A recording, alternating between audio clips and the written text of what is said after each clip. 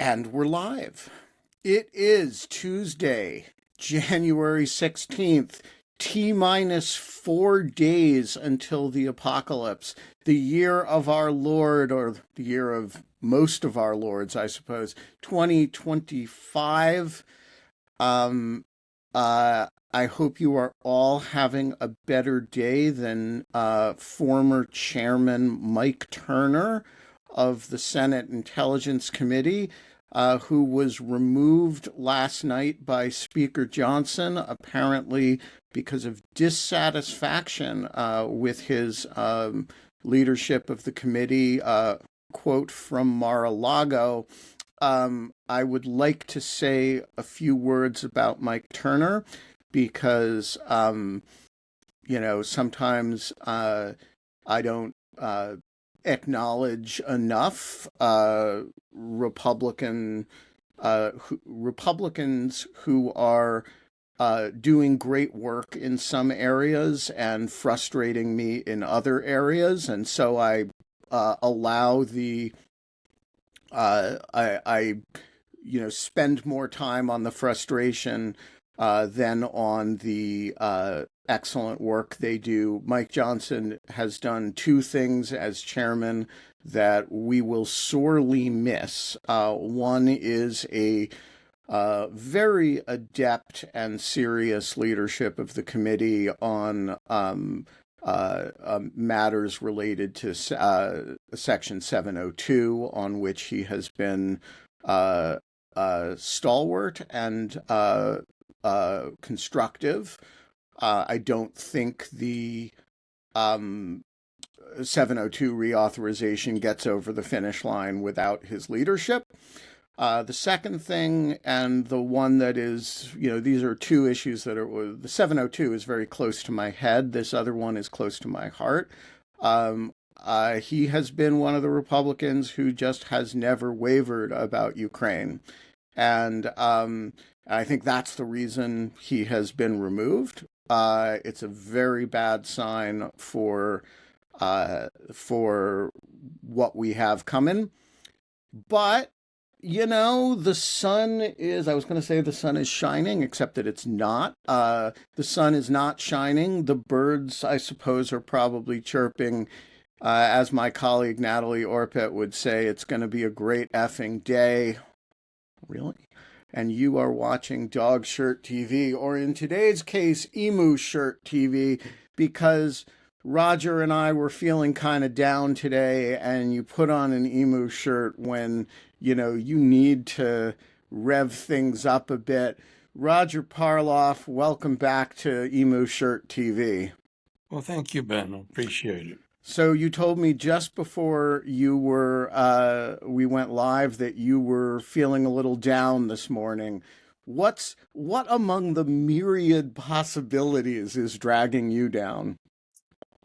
Well, I think Biden apparently put it well last night. I didn't see his statement, but this feeling of inundation with disinformation, that the lies and disinformation are suffocating us, and I think we're going to lose the special counsel's report volume 2. Well, I FOIA'd it yesterday, so I would never litigate a FOIA request when the Justice Department says, hey, there are still defense equities and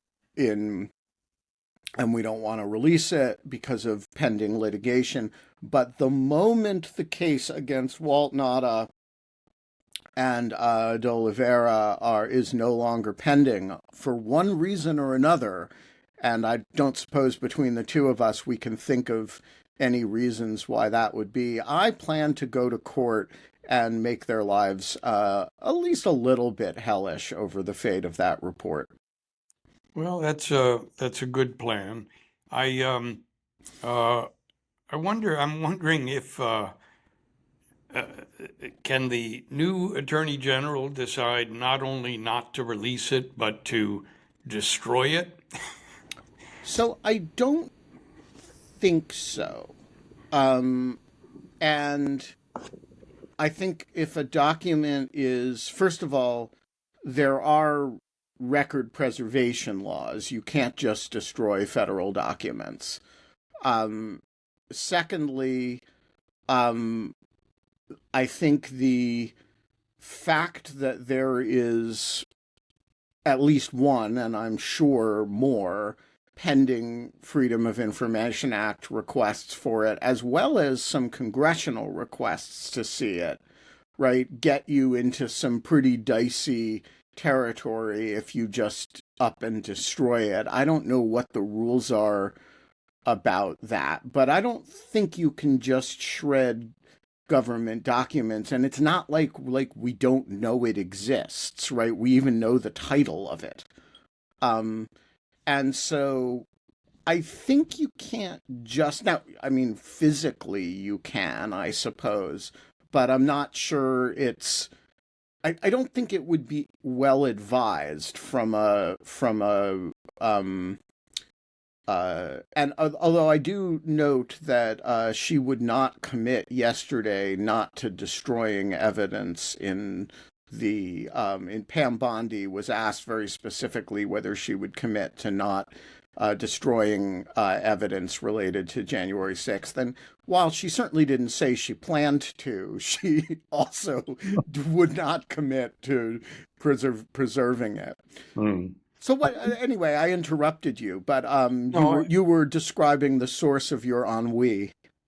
well, yes, I think that's part of the problem.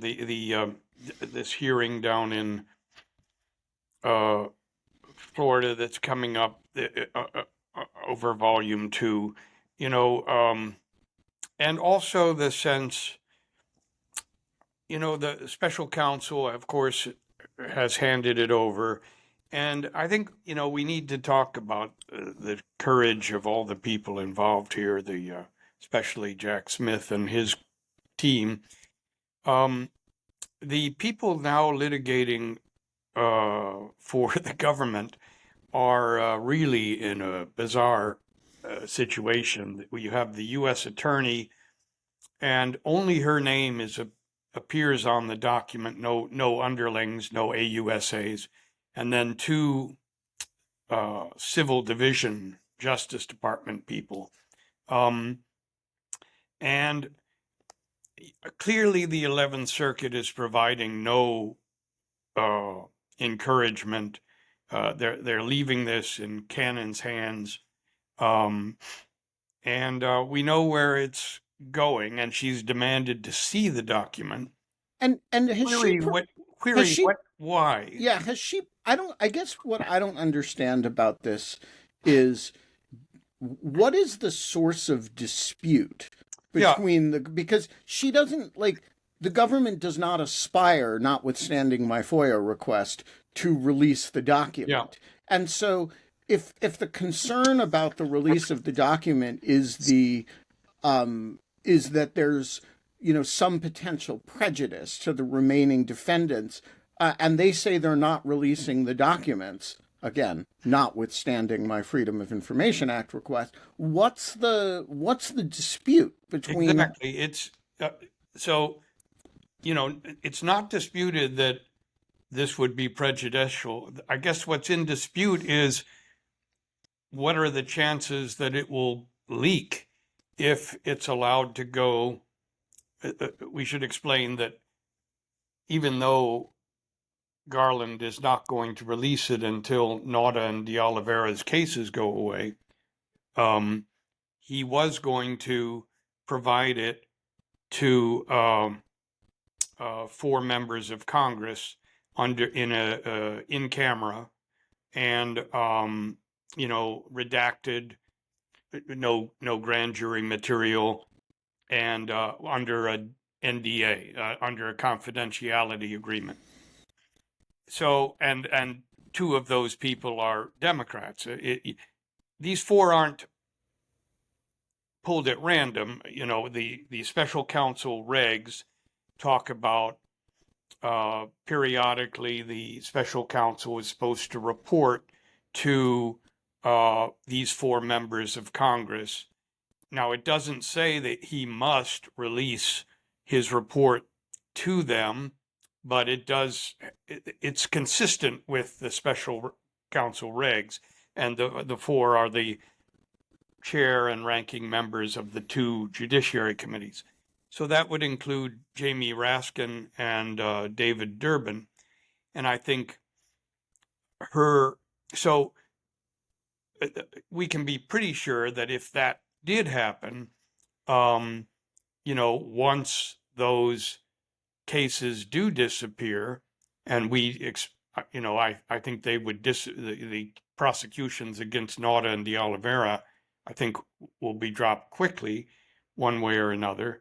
We would assume that something probably would leak pretty soon, and her theory, in order to make this prejudicial, is that, well, maybe the cases go forward, and or the appeal of her dismissal goes forward.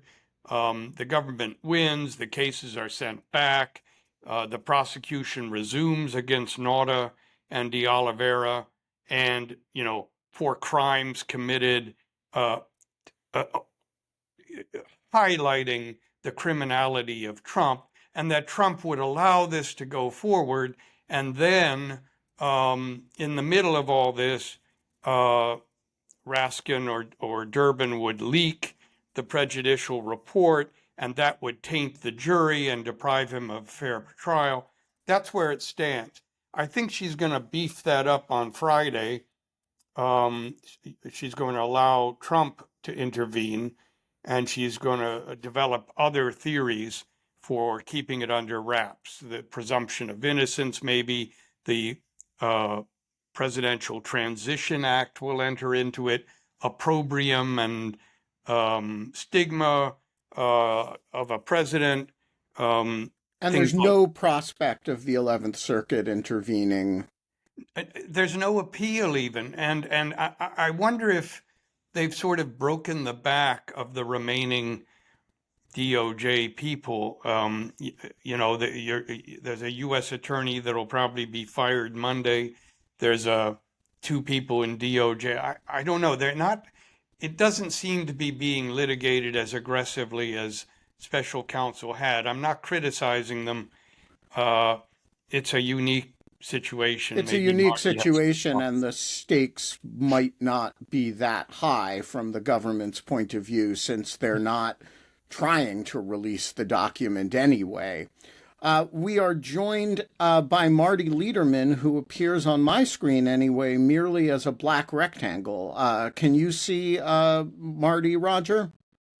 No, he's a black rectangle to me. I don't know why my camera's not picking up. It's okay, because black rectangles are welcome on Dog Shirt TV, or as we are today, Emu Shirt TV.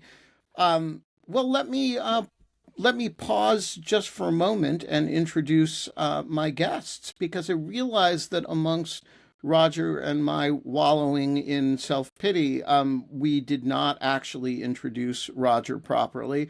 Roger Parloff, longtime legal journalist, senior editor at Lawfare, coverer of so many of the January 6th cases, and Marty Lederman, Black Rectangle, which is the name of his punk band. Marty, of course, is a professor at Georgetown and a longtime OLC hand, most recently in the Biden administration, and the person who really, if we get right down to it, whose blogging inspired in important ways the creation of Lawfare, which is a subject for a different day. So, Marty, Roger, welcome back to you both. Marty, I'm going to let Roger... Now I want my stake in Lawfare now that I'm you can have responsible for you it. have a I don't know, like a 30% stake in its $0 valuation. That's the thing about nonprofits, is nobody ever makes any money on them except Leonard Leo. Marty, so Jack Smith issues half of his report. Roger and I have been talking about the machinations over the non-release of the other half. But let's talk for a moment about the half that got released. What'd you make of it? Well, first of all, sorry for the correction, but Jack Smith didn't release it. No, you're good. Attorney General Garland released it. Excellent point. Yes. Jack Smith now is actually a civilian and not an employee of the Department of Justice. Yes, and if he wants to come do some writing for Lawfare, if he happens to be among the people watching this morning, shoot me a note. Yeah, I don't think you should hold your breath on either of those things. But so, did you notice that Pam Bondi would not rule out investigating him yesterday? I'm sure she wouldn't rule out anything, right? I suspect she wouldn't rule out very much of anything. That's what a good witness does these days, right? So Ben, I guess we're in a different forum. We might try to wheel in Jack and talk about the one of the centerpieces of the report, the piece that Roger. Are we expecting Quinta today on the? No, we're not expecting Jack Goldsmith, and we're not expecting Quinta Jurecic, but we do have Roger the other half of that byline. Quinta and Roger have a nice piece up, sort of hitting the highlights of Volume 1. One of which is that a good portion of the report is taken up not by recounting the facts, although those are there too.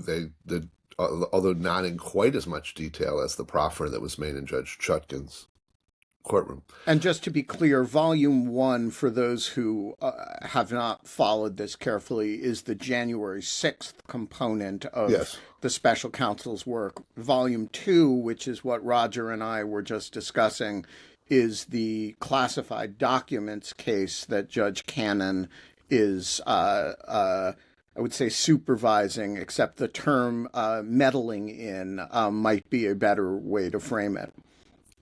So in Volume 1, a good portion of the report is taken up by explaining what the special counsel's office did, what its obstacles were, what guidelines it applied, and most importantly, a section on the fact that the special counsel insists, I think correctly, that the special counsel took no steps at all with an effort to affect the election.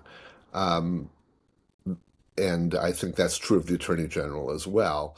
That raises a bunch of questions that Jack has been raising on your blog, and that we should talk about later with Jack, because that is fundamentally inconsistent, of course, with the narrative being pushed by the president-elect and others that this was a politicized investigation that was undertaken in order to affect the election, right? I think the principal one of the most important functions of Volume 1 of the report is to explain for the ages and for history, and I think correctly, that in fact that is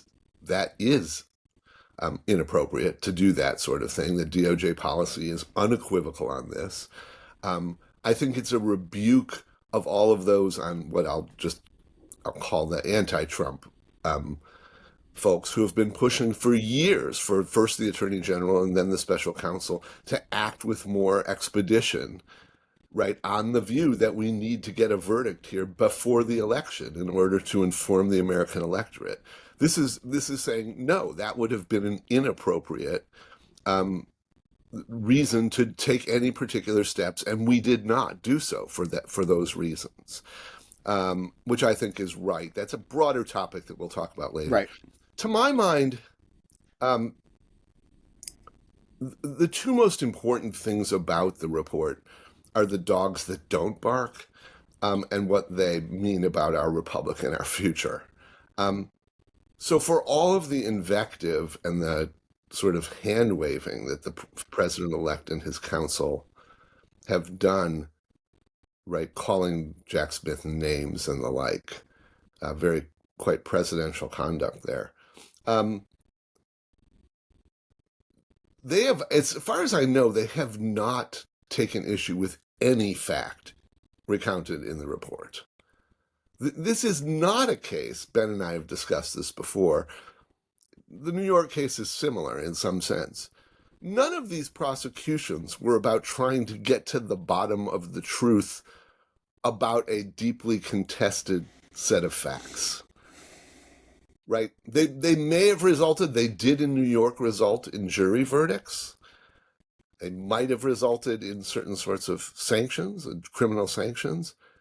But there really isn't much. This is not one of those historical cases in which there's a great trial to determine what the facts are. No, The facts are virtually uncontested. The only contest about facts in the New York case was whether, well, there are some whether he slept with Stormy Daniels. Well, whether he slept with, but whatever. Whether he slept with Stormy Daniels, whether Michael Cohen is lying. The principal contest of facts in the New York case is not about any of that. It's purely about his motives. Okay. Right. And ditto here. There's no doubt about what he did during January 6th.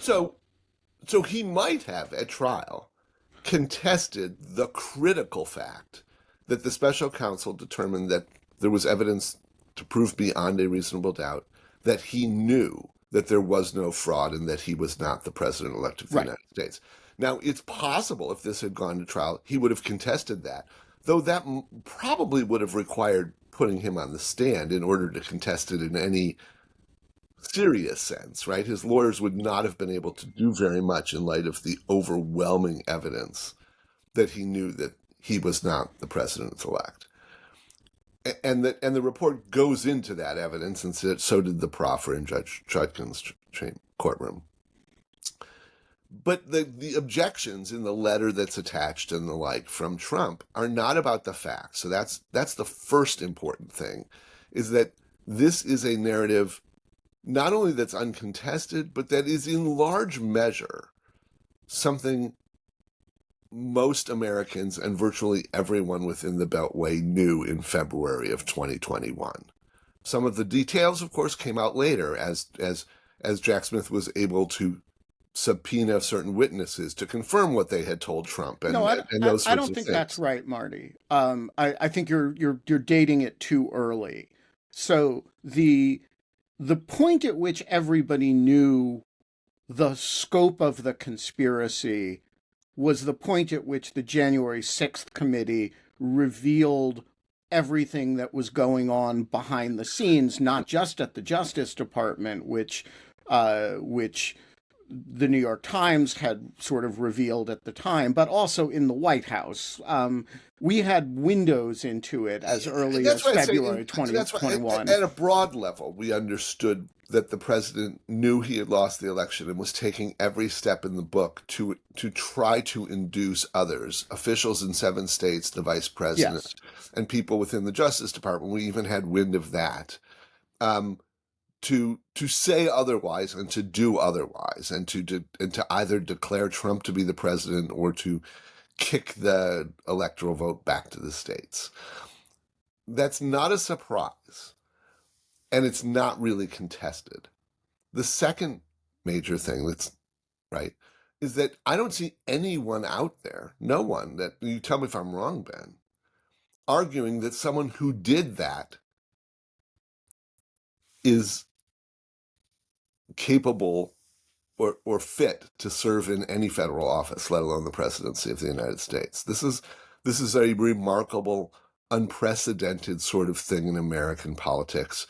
It is the sort of delict that would until the day before yesterday would have been obviously disqualifying to anyone who would have opined upon it. Well, I mean, and it's interesting that I wouldn't say the day before yesterday. I mean, you and I wrote this in the Atlantic. I mean that colloquially. No, but Ben, what we don't see is members of the Republican Party saying, "Yep, Donald Trump tried to overturn the election and put himself in office, and he did all these things, and nevertheless, he's fit to be president of the United States. That might be the subtext, right? Cor- Because they're not no, no, engaging no. on the It's question. not the subtext. The subtext is something different, and I would say more pernicious than that, which is it's not even the subtext, it's the text. If you watch the Bondi hearing, both she and the median member of the Republican Senate caucus took the position that the prosecution of Trump, along with various things that the Justice Department and FBI have done in the way of prosecuting, or investigating people who make threats or in is an unprecedented wave of weaponization of the Justice Department against political enemies. And it is the thing that Democrats are warning could happen under Trump. And no, the whole text and subtext is projection of precisely what Trump means to do back onto the Justice Department for having done to Trump. It's an outright lie, and and I don't think the response is just to ignore it. The response is to accuse Merrick Garland by name, over and over and over again, of precisely the conduct of having the temerity to allow Jack Smith to state precisely the obvious points that you are now stating. Well, no, okay, so Ben, maybe I'm not being clear. I agree with you. Of course, that's the Republican mantra, right? That both sides do it. That the Democrat No, only one that side Biden does and it. Garland and Smith have abused their offices, and that okay. What I am saying is that someone who did what Donald Trump uncontestedly did, no one is arguing that a person such as that ought to be fit to hold the highest office in the land. No, right? No one is saying either he didn't do it or he did it, but it's no big deal. I No one is arguing that. no, Fine, if you want some other Republican to go no, after I the disagree with you, Marty. I think the Bondi hearing yesterday was like half of it was people saying, you know, either he did it and it's fine, or he didn't do it and you shouldn't, but it's outrageous to prosecute it. It's no big is that right? deal. They were saying he didn't do it or he did it and it's fine. They were saying it's outrageous to prosecute it. I It's understand that, Ben, but they're not saying that he didn't do it well, or they're that someone who acts like that is someone who's fit to hold federal I mean, office. it's implicit in Correct. Well, if you say it's outrageous to prosecute it, it's an unprecedented weaponization. Either you are saying he didn't do it, and I believe it was Senator Kennedy, described the indictment as based on dubious facts. They are. I agree with you that nobody is standing up and saying, I believe Donald Trump didn't do it, or I believe it doesn't matter if he did it. What they're saying is either he didn't do it or it doesn't matter, and I'm not going to tell you which I believe. so I agree that that's obviously that's implicit because they're celebrating his ascension to the presidency, right? So the point is that no one's trying to make a case that he didn't do it or that this conduct is in any way acceptable for someone who did do it. Agreed. They're just obfuscating the question. The point is that they don't care because they think it's more important that he be president of the United States. And you are right. What I was going to get to was there is this sense, which he does believe, I think, which is, yeah, of course I did it. This is the Roy Cohenization of the world. Of course I did it. Everyone's done it since the beginning of time. And the other side does it too. Right. And now it's my turn to go after them. So there is that, which is, and the Jack Smith report, I think, is the best he could do to say that, as you just said, is false, false, false. There's just no truth to that at all. Now, is that going to convince the other side that the Justice Department actually was not weaponized here? I don't think it will. I think this is getting very hardwired into the way people think about what goes on in Washington. The irony being that, Merrick Garland and Jack Smith are taking brickbats from the other side, saying that they were not remotely aggressive enough and not nearly cognizant enough about trying to affect the electorate's view of Donald Trump. And, as you know, Ben, I'm with Merrick Garland and Jack Smith. I think it's inappropriate for the investigation to have taken those things into account, and I don't think they did. So I am sort of with you on that, and I want to get to our shade of disagreement on this matter. But Roger has been more critical than I of in fact, I've been defensive of the pace at which this was handled, and have taken a fair bit of internal dispute from Natalie, Roger, and Quinta on this subject. So, Roger, I want to get your reaction to Marty's argument here.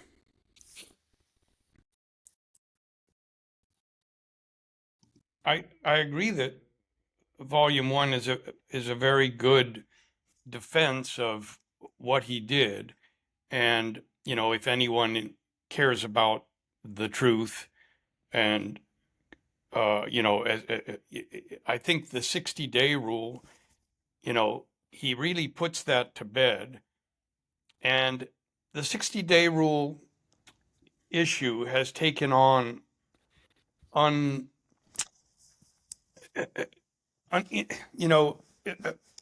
inappropriate sized importance, because because the Republicans are grasping at straws. How do you portray Jack Smith as having done something wrong, and Garland? And so there's really nothing there. You grasp at straws. It's the same as with the January 6th committee. They're now, Cassidy Hutchinson said that so-and-so said that so-and-so said that Trump grabbed the steering wheel. Oh, he didn't grab the steering wheel. That's not really a defense to what happened on January 6th.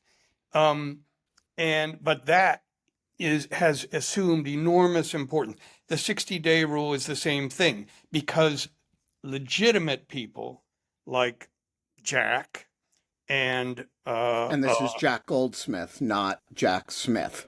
Jack Goldsmith, our own Professor Jack Goldsmith at Harvard, gave some credence to the idea that something fuzzy wasn't, that at least there wasn't adequate transparency about whether the 60-day rule or 90-day rule or whatever it might be was being complied with. And I sort of hope that Jack will say, oh, I'm glad they came out and the transparency is now there, and that solves my problem. Because these people, these very, very decent people, these good people are at risk. You have bad people who are defaming them and rattling sabers and threatening to search for prosecutable offenses. Again, these are really heroes. Jack Smith, his team. If you look at Garland,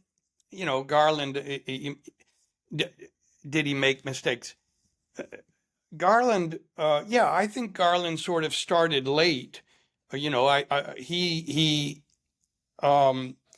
arrives in March 2021, and we know from about January 3rd, 2021, about Trump's telephone conversation with Raffensperger. Give me 11,780 votes. Find me 780 votes. And to me, he's not trying to become president of Georgia. He's trying to become president of the United States. That is predication to start an inquiry. Garland clearly did not want to do this. And he didn't, and that's, I think you should be careful, Roger, about saying anything is clear just from certain press reports that you've read. well, it's not the press reports, it's the fact that nothing really, That's just not true. well, Just not true. There was an enormous amount of resources put into the investigation in the U.S. Attorney's Office. beginning around November of 2021. I mean, And No, I several don't. earlier attempts were stopped. I don't remember. Just for your listeners' sake, I would disclosure I was in the Justice Department at the time, though had nothing to do with this decision-making process. Um, and I don't have any inside information about the Attorney General's thinking on these things. But I don't think that's right. I think almost from the start, this investigation started.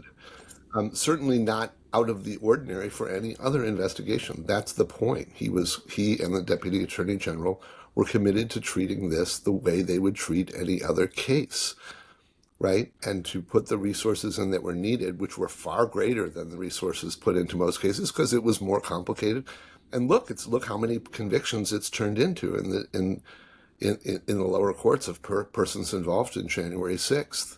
Oh, And that part, sure, that part began, but that's the bottom up thing began correct. instantly. That's the proper way. That's the proper way for this investigation to well, occur. but Marty, there's nothing inappropriate about that. no, but If Donald Trump, if There's Donald separate Trump track. had never announced in what was it, November 22, that he was going to run for re-election, then this prosecution would be, I think, would be continuing to this day, possibly. I don't know that the immunity case would have ever gotten to the Supreme Court, at least at that rate, and he would probably be prosecuted, right? So, and that would have been the system working as it ought to work. right. Well, anyway, But Roger's point still seems to me to be one that is, I think eventually we're going to learn the answer to, which is at what point did the Trump and the leadership investigation, what Roger sometimes calls the white collar January 6th case, break off from the blue collar January 6th cases and become a separate investigation? And to the extent that didn't happen at the time that the Raffensperger call became public, which was predicate, I think, reasonably for, the idea that there was a top-down investigation to do as well as a bottoms-up investigation. I think eventually Merrick is going to have to answer the question, when did that happen and why? Why will he have to answer it? Oh, just as as a historical matter. I don't mean because there's some. I don't know that that's right. I think that's again I don't think that. I'm not speaking for Attorney General Garland, but I don't think, if I had to predict, I think he'd think those sorts of things ought to remain confidential the same way they are in every other case. No, but come on. In the Watergate investigation, all that, no, those he records will also say that it eventually became public because. You guys, I'm taking issue with the underlying predicate here, which is that there was some need to act with urgency. Well, that would have been inappropriate to treat this case as an effort to affect Trump's future electoral prospects would have been inappropriate. The Attorney General was trying not to do that. This is what I was trying to say, is that the fact that Garland did not get off the mark faster shows that this was not a political prosecution.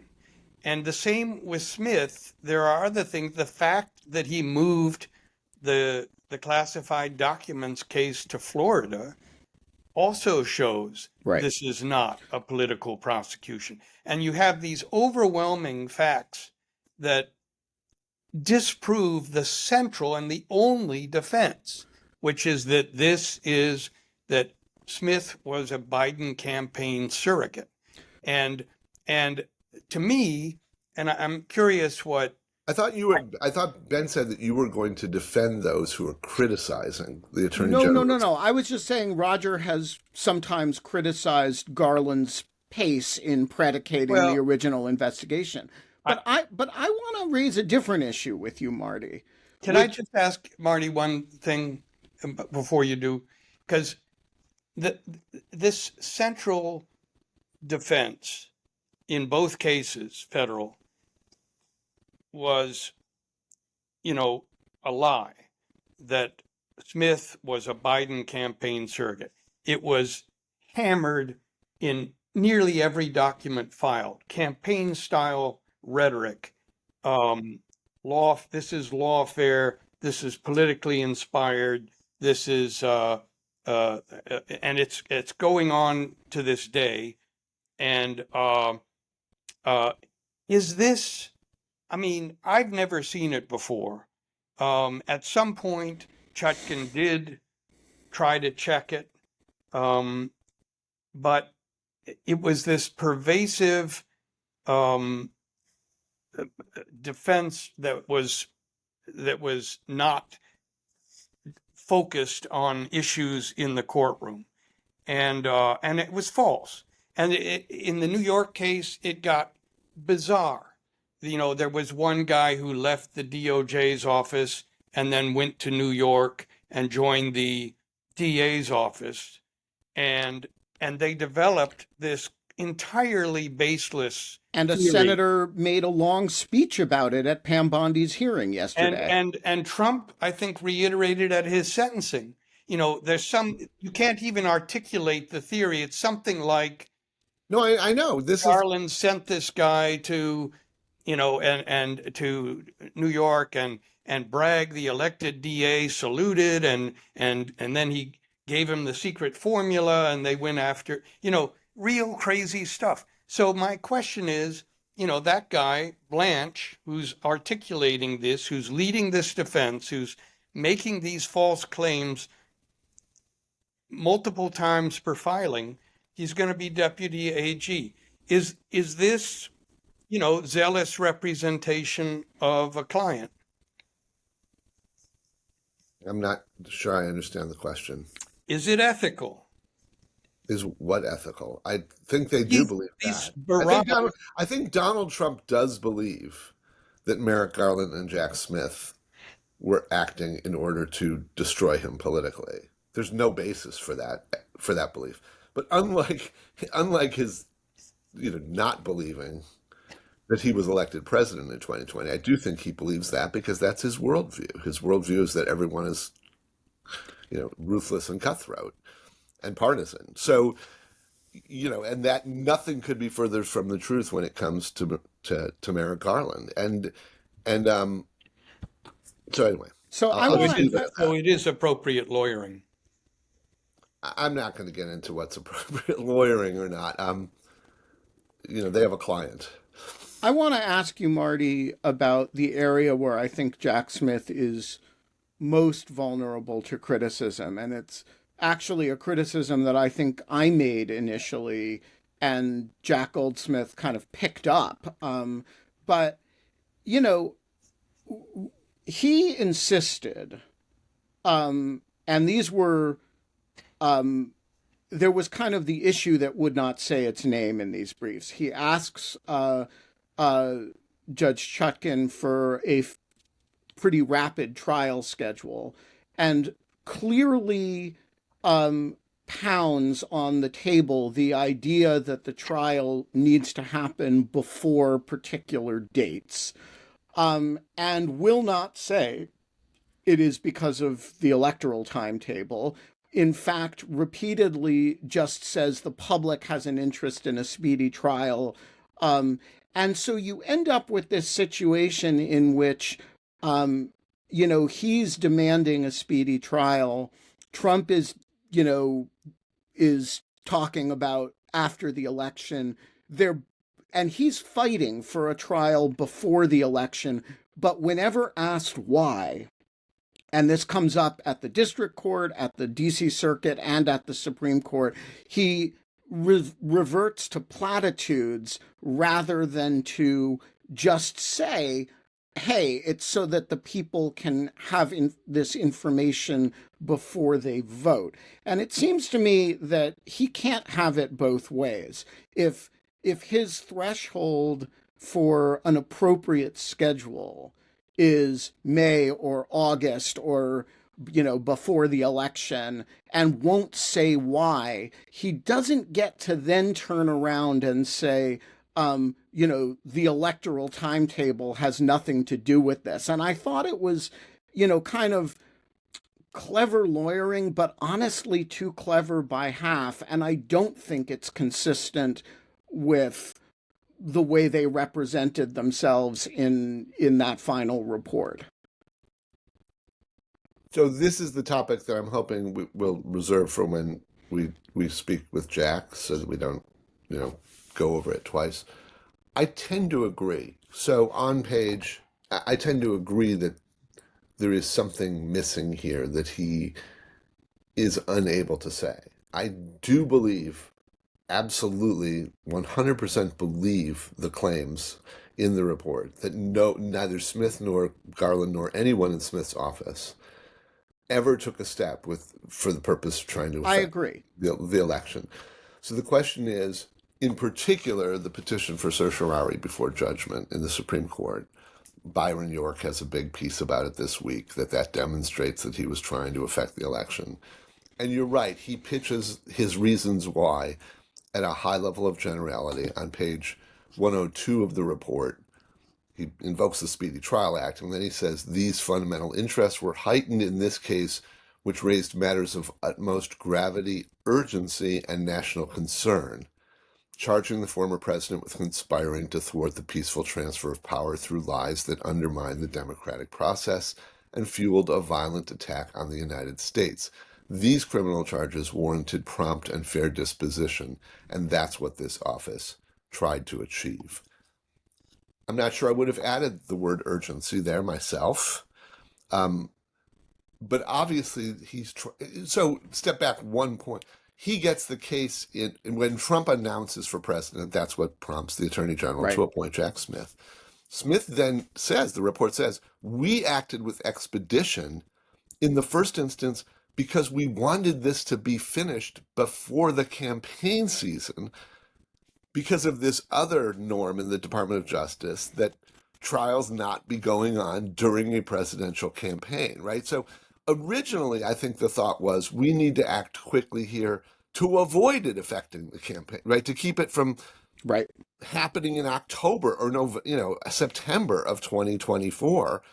Now, at some point, that became untenable for reasons described in the report. There was all this ancillary litigation over executive privilege, over the Twitter thing, over a speech and debate. And I can tell you, without revealing any confidences, that yes, this was all very consuming and time-consuming and very complex sort of litigation that, as Ben has written, pushed us closer and closer to the point where it was clear that a trial was not going to be completed before the summer, before the election season heated up after the primaries. That said, in December of 2023, when they went to the Supreme Court, I think they thought, as most of us did, that the court would quickly reject the immunity claim and that Chutkan would move quickly and that we might be done by March or April of 2024. But Marty, in retrospect, as Jack would say, that's crazy to think that that would fly through the Supreme Court, but their conduct demonstrates that they thought it would. No, so I completely agree with that. My original argument, but you're right, Ben. There is something else other than affecting the election that is obviously going on here that he is reluctant to say in the report. I have speculated publicly on what that is. I don't know what it is. My speculation is that the thing that was really pressing the expedition, in addition to this original impetus to try to get this done as much ahead of the election as possible, that it was actually next Monday, that was the date that was driving this. I think they were aware that he could very well be elected, whatever happened in this litigation, and that come January 20th, if he were elected, he would shut down this important prosecution, which ought not to be shut down. This is the most important criminal investigation in our time. And again, this is total speculation, but I think it was that date, January 20th, and not November 5th, that was driving the urgency. And should he have said that aloud should he have I written don't see in the how you brief? can. I honestly don't. I can't say, I don't know how I would write that, or if I would write that. I mean, here is how I would write it. And I think first of all, I think there's a distinction that he's never made, which I think to me is really important, which is one is making a decision, a prosecutorial decision, in order to affect an election. Another is making a prosecutorial decision in order to resolve a matter in time to have it digested before an election. As in, you don't want it to spill over into election season. You want to get it done. You know he's running for president. And I think if he had just said, we want a trial schedule to be resolved such that the trial can be resolved before 3 months before the election so as to avoid affecting the election. So I don't know. That wouldn't have flown, though. So please, Judge Chuck. So Ben, that is in the report. That is in the report. So yeah, but it wasn't in their pleadings. No, but please set a trial. You know what the reaction would have been. So please, why do you need to resolve this by January of 2024? So please set a trial schedule. Wait until January of 2025? So please set a trial schedule in which either we can have a 12-week trial resolved by, August 15th, or we don't start until after the election.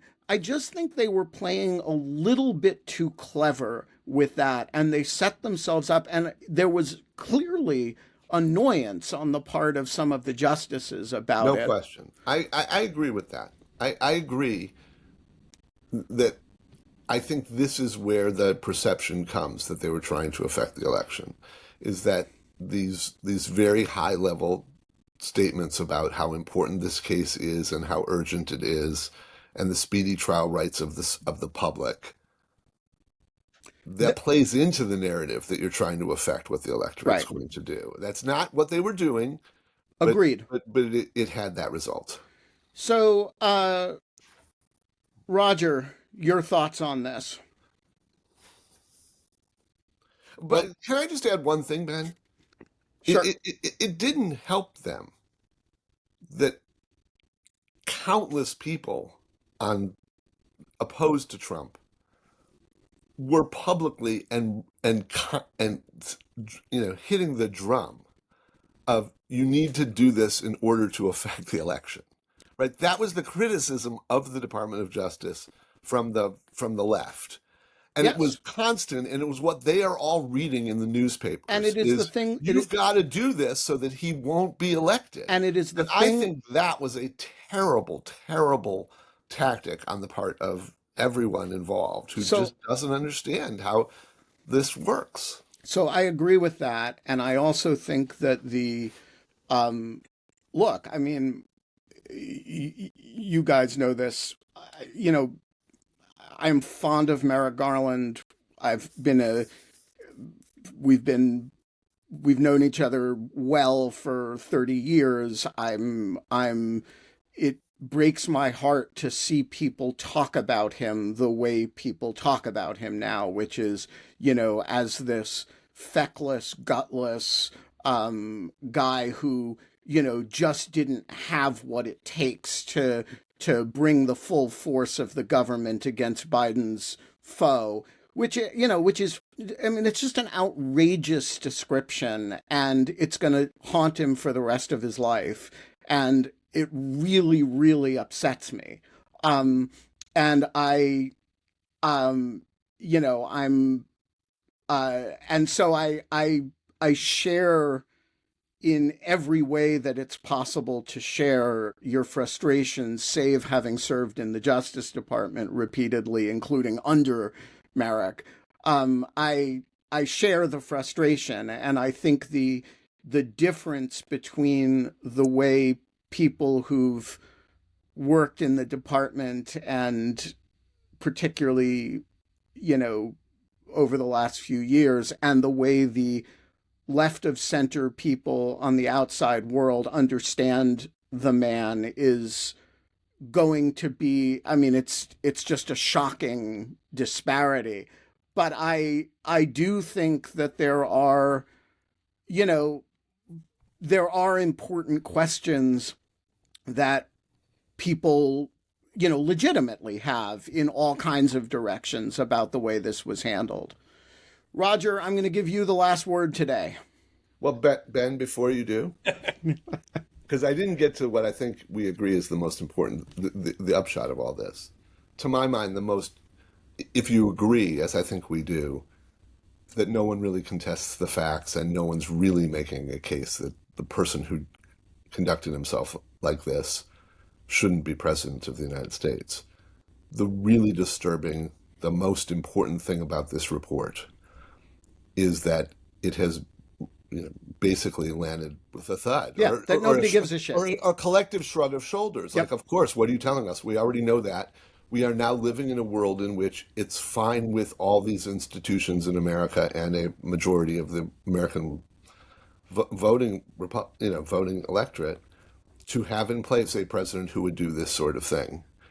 And that's just resolved. Let's move on. I'm not sure what we can do about that, but that strikes me as by far the most important thing about the report is how little, even in comparison to the Mueller report, how little it affects anyone's view about what it means for our future. Yep, I could not agree more with that. Roger, you get the last word today. Well, do you feel better? Are you cheered up by this conversation? Yeah. I would just say I agree that there was irritation among the Republican appointees on SCOTUS about the inability to explain the urgency that the Jack Smith was showing in the immunity case, and but there was also, which they interpreted as an attempt to influence the election, but there was also bias in the sense that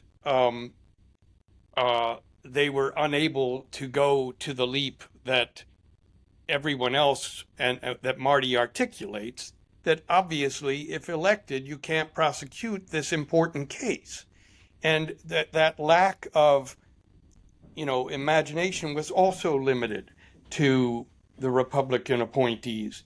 And there was also this sense of this arrogant, this thing of the condescension toward the DC Circuit, which was a bipartisan panel, which found a way to do this quickly and a sensible and narrow decision, and said, well, you didn't read our minds.